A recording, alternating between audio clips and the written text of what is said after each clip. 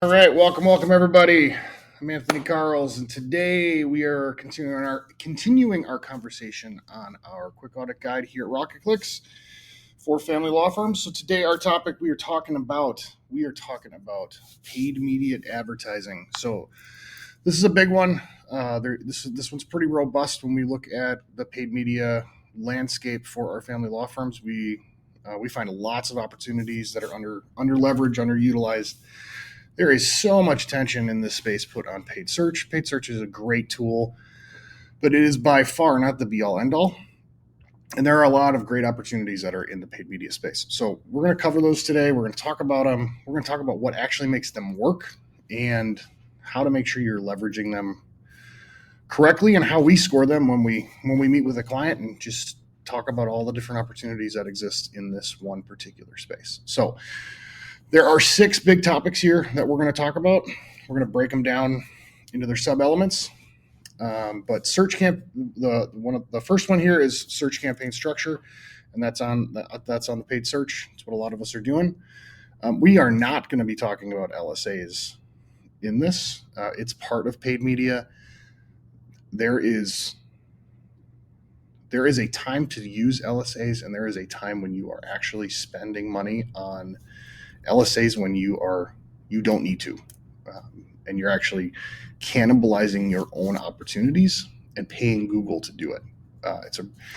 We've seen this in our data as we've built our firm, and where we dominate in one area of marketing that we've talked about in some of our other quick audit conversations. We actually limit our opportunity in those other assets in the local maps SEO and in SEO when we overactivate LSAs. So we're talking. Well, that'll be a different episode that I do, but we are not talking about LSAs here because it is not. It is a conditional based part of our paid search strategy. It is not always on. It is potentially on, depending on other factors. So what we're covering here today is paid search, traditional paid search. We're going to be talking about remarketing lists. Those are super important. We're going to be talking about prospecting lists. And then, so those are the 3 types of potential advertising we could do. We're going to talk about media assets for all 3 of those types. We're going to talk about inventory utilization for those media assets and those 3 different types of potential advertising. And then we're going to talk about the most important one, which is offline conversion integration. So we're working on law firms, and this is an offline conversion opportunity, and this is by far the biggest and most missed opportunity to improve your paid search and your paid advertising, your paid social campaigns, because most of the time, if we feel like we're doing a really good job, we're doing the bare minimum. That's actually what we're doing on this offline conversion integrations. So we're going to save that one for last. So you have to deal with me for these first 5, talking through them. But I'll try to make them quick. I'll try to make them engaging, give you insights on what we've learned with all of our own data. So number 1, search campaign structure. So when we grade this, we're really looking at 3 different elements of paid search. We're looking at the structure of our campaigns and our ad groups. And we're really looking for 3 different types of keyword buckets. We're looking at how those are structured, how we're structuring the ad groups. Number 2, so campaign structure is number 1. Number 2 is how are we leveraging negative keywords? Holy smokes, these still work. I'm not sure when we all decided that we weren't going to use this opportunity anymore. But that is something that has occurred in the last, I would say, probably 3 to 4 years, where this is just not managed well anymore. This used to be where all paid search people would make their money. Is like they understood that campaign structure, negative keyword blocking and tackling was a massive opportunity for getting rid of tons and tons of waste and improving the quality of all of the traffic. I think generally a lot of paid search people have gotten super lazy, and they just turn this stuff on PMAX and they let Google try to do it. And we crush PMAX all the time. We talk about it disparagingly. We appreciate what Google gives us as an opportunity to advertise, but we crush all their recommendations constantly because Google's incentivized to build programs that are helpful to you, but also they drive their shareholder profit. Um, they removed their "Don't Be Evil" value. I believe it was 2018, 2019. Since then, Google has black boxed their platform, and they have continually done things, in our opinion, that are to the detriment of the small businesses, because uh, you're more likely to waste money with them. So there are negative keywords is a big one, where they'll tell you, just run these like fancy PMAX campaigns, and let us tell you what it should be. There's a lot of waste in there, and so negative keywords, different campaign objectives, so that we can really make this thing work, versus just hoping Google will make the right decisions for you. Um, I don't like to outsource that stuff for our clients. Um, we can beat them all the time. Number 3 is campaign extensions. This is another one that I would say more recently has feels like it's gotten less attention. Um, this again used to be, if you're doing great in paid search, you are maximizing that real estate, so that if you're showing up for a query, you have everything potentially there, so that person, that user, will click on your ad, because we know that it's a highly qualified user, and we have a great ad with good citation, good campaign extensions.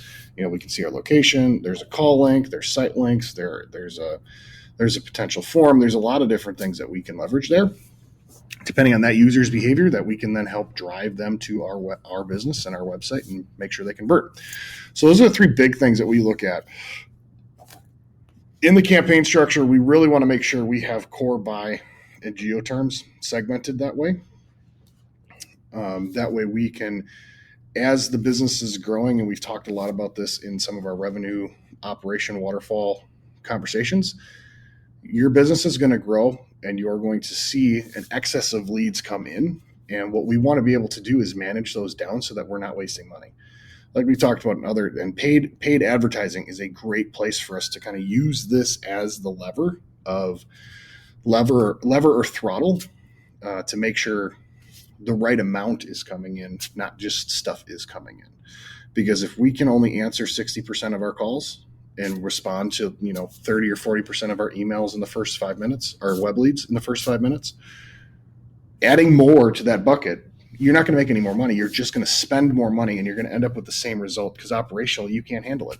So how are we segmenting our paid search structure, so that as we are growing our business and we're seeing our operational metrics become less effective, less efficient, we can throttle some of that back, so operations can catch up, and then we can grow it out again. So it's super important that we segment this stuff correctly, segmented by intention type. That's why we do buy, core, and geo terms, because they all have different purchase intentions.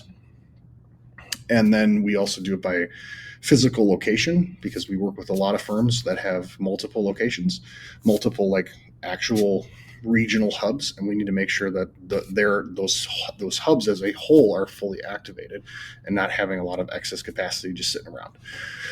So making sure our segmentation is well, so we can use this as a throttle for an operational support within the business. So that's kind of one of the big things that we look for in search.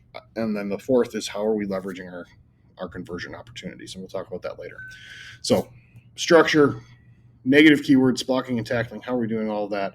Campaign extensions, are we maximizing our real estate when we're showing for an ad?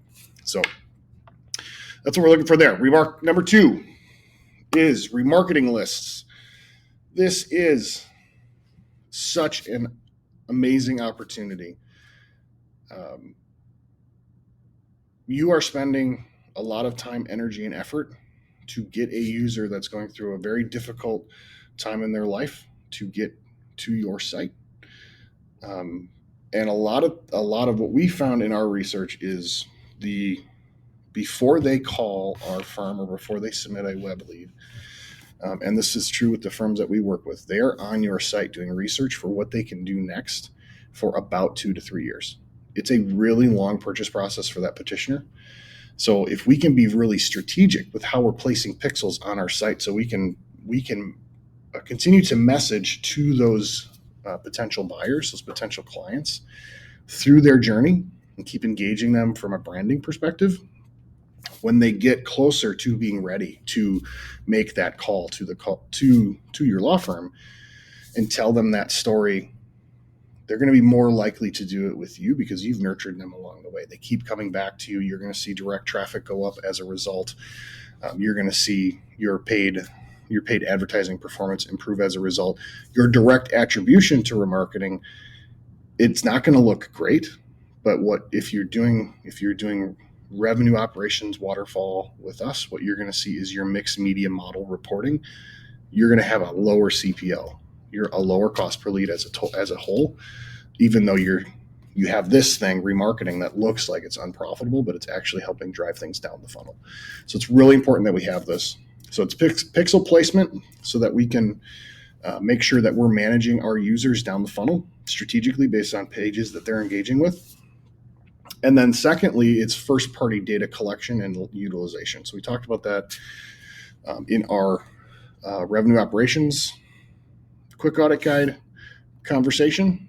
And if we are doing a good job with data collection, there are a lot of opportunities from a remarketing perspective for us to continue to drive these people down the funnel. So one of the things that we talk about with our clients, and this is an opportunity for most small businesses, is most small businesses are not good at offers. They have one offer and it goes through one standardized process. The one offer is a consult, and then you will get an opportunity to buy something. Versus you have tools, you have content that's hidden from a tools perspective. And like all you request is an email so that they can get access to that.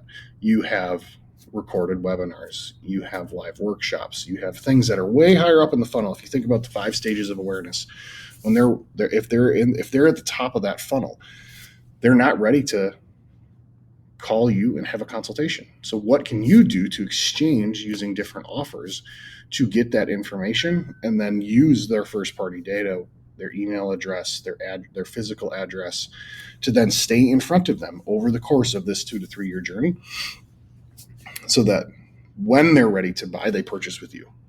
And then when you do it that way, with strategic pixel placement and then leveraging first party data, the amount you spend on remarketing goes down, and the value of those interactions goes way up, because you can spend more per CPM, cost per 1,000 impressions,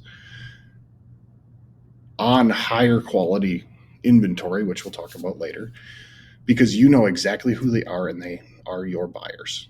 It's not a guess because they were on your site. I wouldn't suggest just everybody on your site, if they're there, they're getting remarketing. That would be the bottom layer of utilizing remarketing. If you're strategic with it, using first party data and strategic pixel placement, what you're going to see happen is the amount you spend on remarketing is going to go down.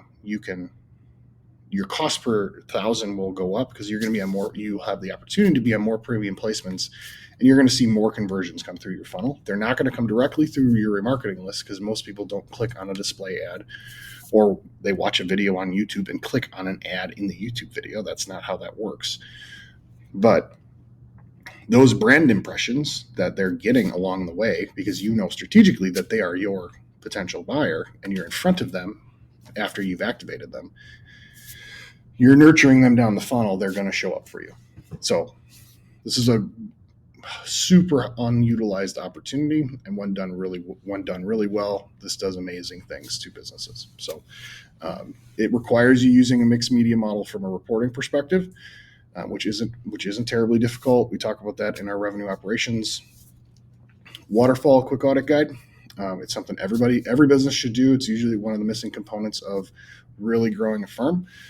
When doing that, remarketing is super available, and you're able to then drive better conversions and better efficiencies throughout your marketing and sales, because you're helping that process.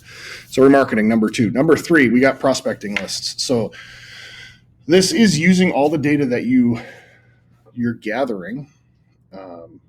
so that you can create two different types of audiences. One is going to be called a lookalike. So you can take your audience, you can take the pixels that you're using to leverage remarketing, and then have those data platforms look at the data that's coming from those pixels of all the users that have leveraged your site for information, to then go find audiences that look exactly like them that haven't interacted with you yet. So using really strategic pixel placement creates this other audience group that isn't engaged with you right now and gets your brand in front of them. And they look like all the thousands of data points that the platforms have on those users because they've engaged with your pixels. So lookalike audiences are super powerful. And then number two, this goes back to your first party data.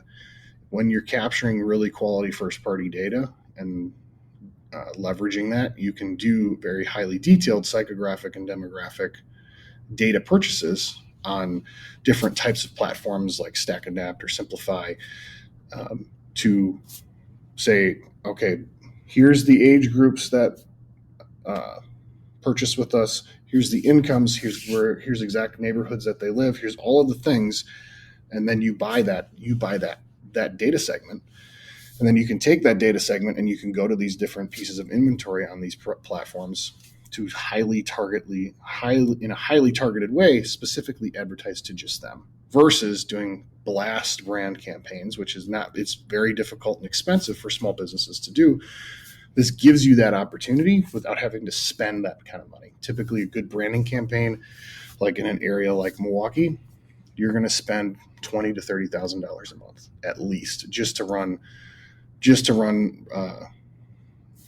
full spectrum audio throughout the city and hit a good density of potential buyers on the traditional side.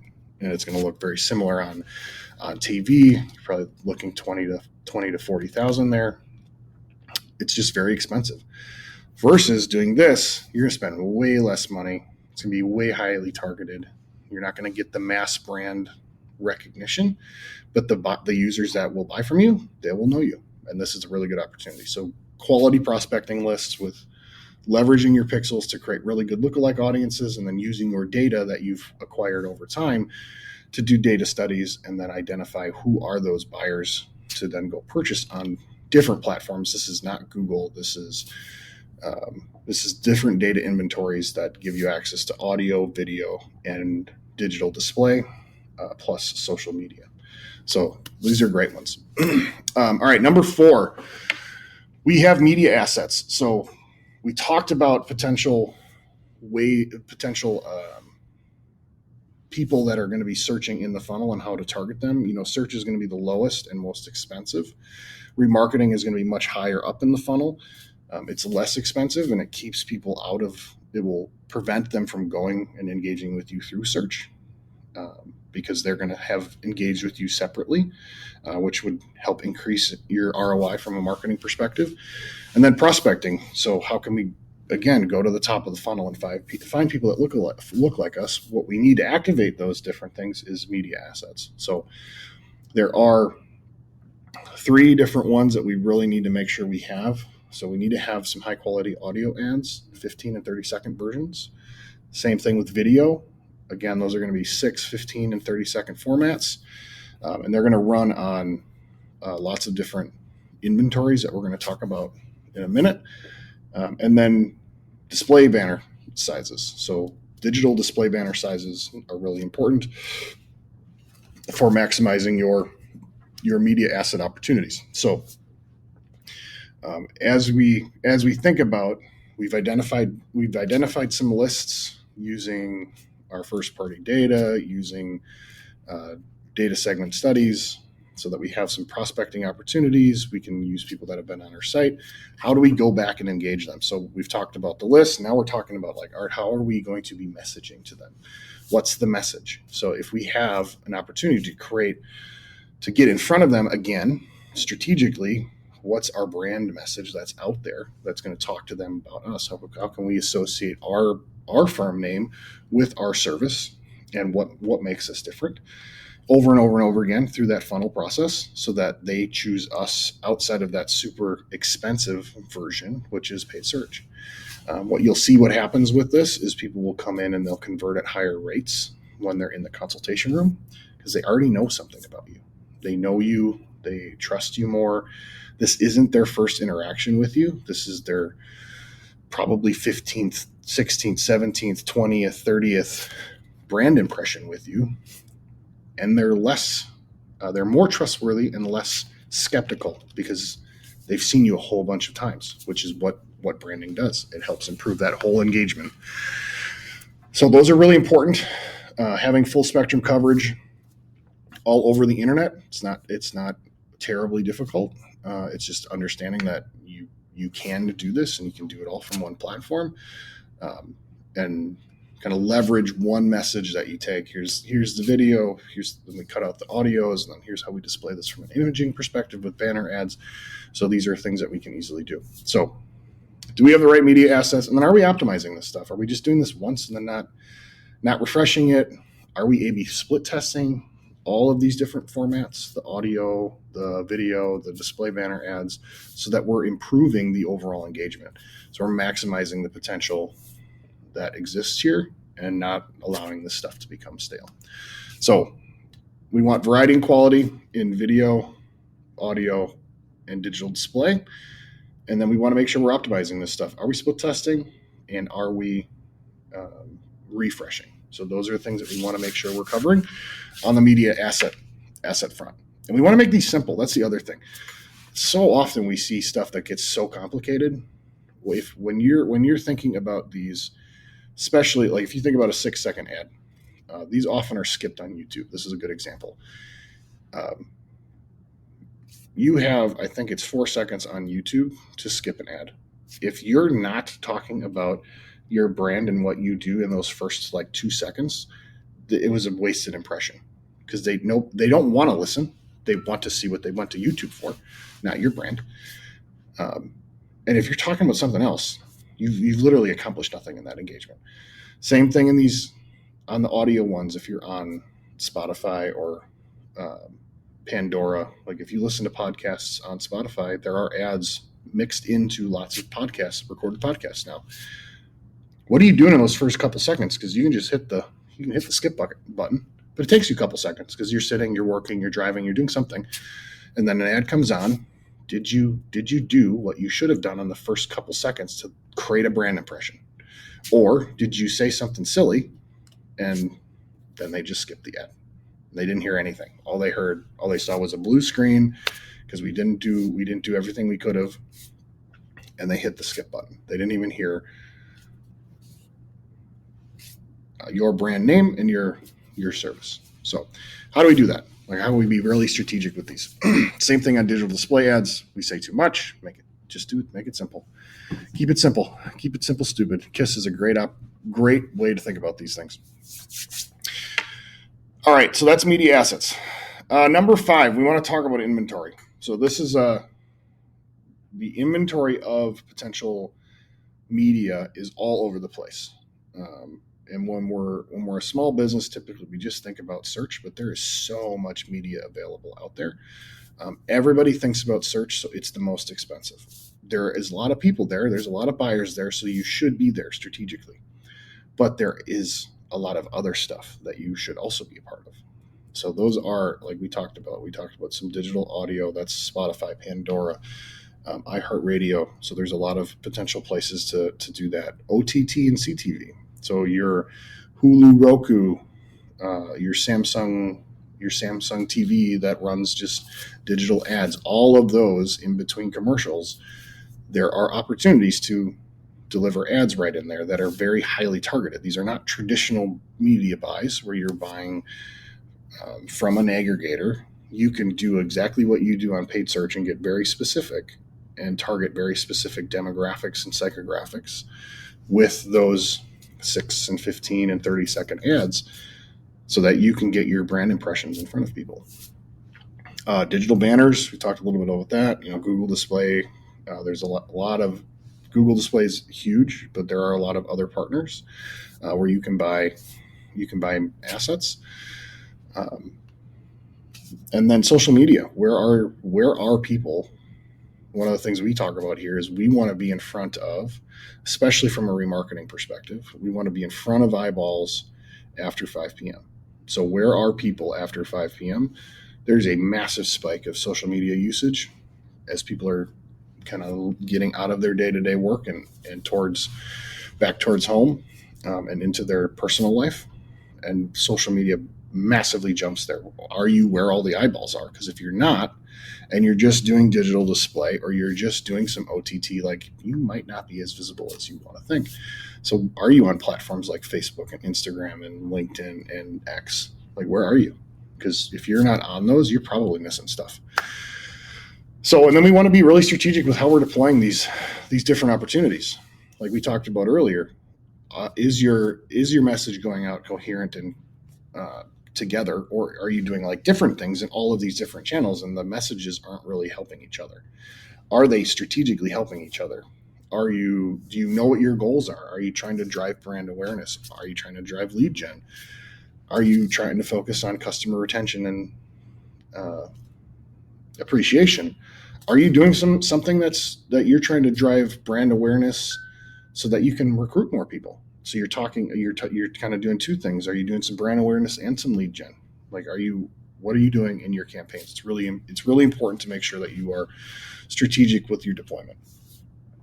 So those are the big things in inventory. Is you want to make sure you have coverage in all of these different opportunities. As you do that, you will see, again, this kind of goes into that remarketing and prospecting. You're going to see that these don't necessarily have, if you just measure attribution in these channels, you're going to see that the ROI looks like, why would I continue to do this?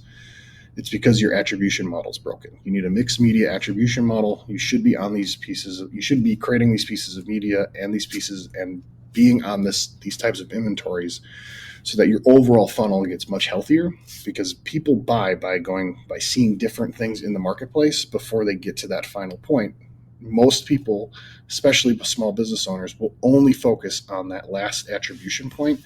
And that's also where it's the most expensive and most dollars are spent. So we can vastly expand your budget and create greater leverage by understanding how does this mixed media model work and how can we deploy it well from an inventory perspective. All right. So lastly, I mentioned earlier in this video that one of the most important pieces to this is your offline conversion integration. This is by far the piece that's done the worst. It is the thing that, if done well, will drive the most value. So the way to think about this is Google is great at their automation, at identifying this user that we know exactly how they're going to perform will do X. They'll complete a form, they'll click a button, if you set up a conversion action, Google can identify people that will do that. So if we make the game really simple for Google's AI, like super simple, and say, we want our conversions to be when someone clicks our phone number on our website, you're going to end up spending a ton of money on extraordinarily poor quality leads. The minimum, and this isn't good. I would grade this I think we do grade this in our grading platform here. We grade this a C. This is like barely passing. You can, if you remember back in high school, like if you played a sport or did an extracurricular, if you didn't keep a C average, you got kicked off the team. This is I'm barely meeting the minimum here. If all you're doing is you're tracking phone calls and web leads, and that's all you're integrating back into these ad platforms, you are doing the bare minimum. And you're going to get bare minimum quality results. They're going to be better than not doing anything. It's going to be better than just the button click, but it's not much better, because it's very easy for Google to find users that are going to fill out a form. It's so simple. It's very easy for Google to find users that are going to make a phone call. Those two actions don't make a law firm money. What makes a law firm money is you get a person in the consultation room and you're able to actually deliver them a proposal because they have something that you can help them with. That is the offline conversion that you want to integrate back into Google. If you're big enough, and even Sterling isn't big enough, so I can't even grade Sterling an A on this, is ideally it would be the client signs an agreement and is going to start working with you. That's even better because it's further down the funnel. Not everybody you deliver a proposal signs, but based on the number of potential interactions that are required, we can leverage a proposal. We know based on our system, whoever got the proposal, that user data is going to go back to Google, and that's what we optimize off of. Because what ends up happening is it makes the conversion, the data that Google has to use, it makes it more robust, and they have to work harder. Their AI has to work harder to spend our money because we set targets for them, and those targets then their AI works to meet, which means they have to use more and more of their own information to target the right people that are going to get a proposal in their prediction modeling, not the person that's going to call. Because we know so often that there are a lot of people that can't afford our service.